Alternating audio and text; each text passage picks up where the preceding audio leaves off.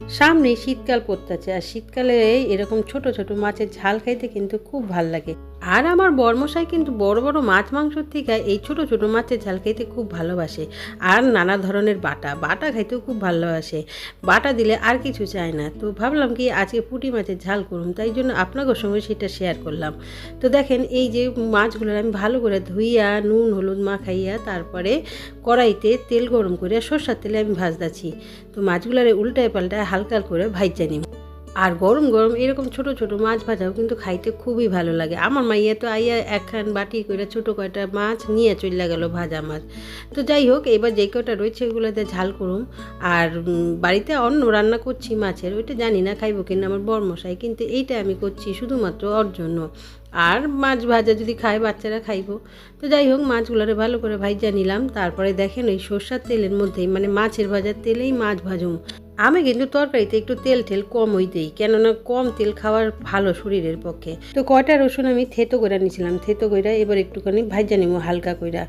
এই যে রং না ধরতে ধরতেই তার মধ্যে আমি দিয়ে দেব পেঁয়াজ কুচি। পেঁয়াজ আমি একটু বেশি করে নিচ্ছি, কেন এটা পেঁয়াজের ঝাল, তো একটু পেঁয়াজটা বেশি দিলে খাইতেও ভালো লাগবো।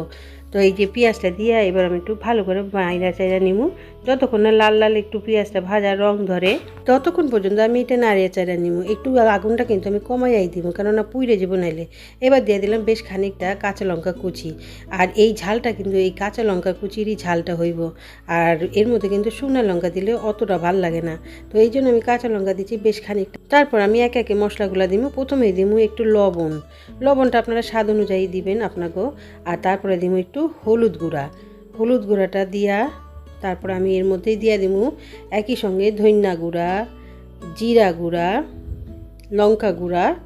লঙ্কা গুঁড়াটা দিলাম একটু রঙের জন্য, নইলে লঙ্কা গুঁড়ো না দিলেও চলে। আপনারা যদি ঝাল কম খান তাহলে একটু লঙ্কা গুঁড়ো নাও দিতে পারেন।